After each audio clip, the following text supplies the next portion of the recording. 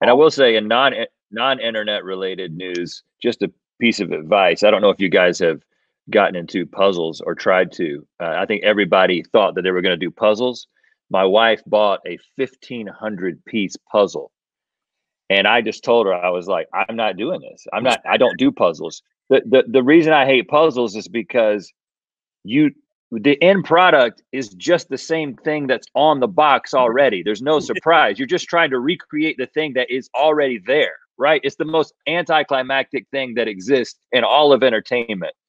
And it's like reading the last page of a book and then reading the book. Why would you do this? And so, and not only that, in a world that is consumed with no spoilers, a puzzle is just a giant spoiler. It's a spoiler.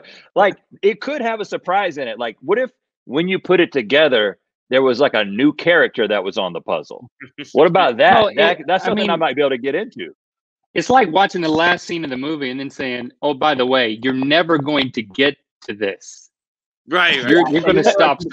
Yeah. Well, especially with a 1,500. I mean, this was the War and Peace of puzzles, and it was a landscape with a house and a barn, and then it was the reflected landscape in a pond in the foreground, and so it was the same thing twice, except one part was a little bit blurrier. And so she's like holding up pieces, trying to figure out which one's blurrier, and I was like, "You're not going to do this." 2 weeks later, I see the puzzle is no longer on the dining room table, and I'm like, "Oh, what happened? Did you finish?" And she just looked at me. No response.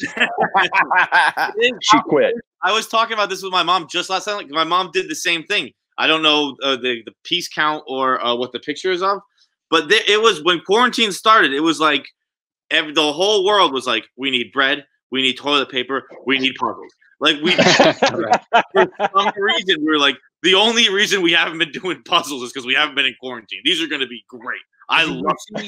You see the puzzle pillow? No. The puzzle pillow. You do this puzzle on like a almost like a felt mat, and then you can roll it up and take it somewhere and unroll it, and all the pieces stay exactly where you put them. Why? Yeah, because you got to be mobile with your puzzles, obviously, guys. Come on.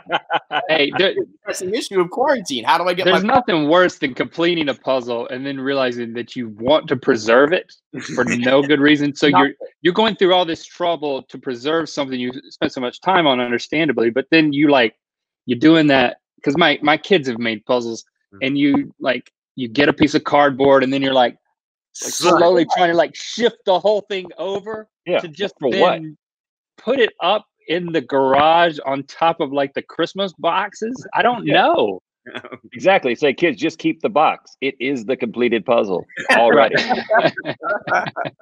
You need something like you said. You finish the puzzle, and then you you flip it upside down, and it looks like something different, or you gotta be like a spoiler alert where I'm like a twist ending where I make a landscape, but if you look at it in this light, it's like the black guy with a huge dick, or you're like, oh my gosh.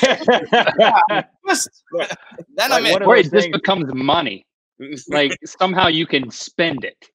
I might be into a puzzle that is is a counterfeiting process. I mean, the way the world's going, at some point, puzzles might be currency.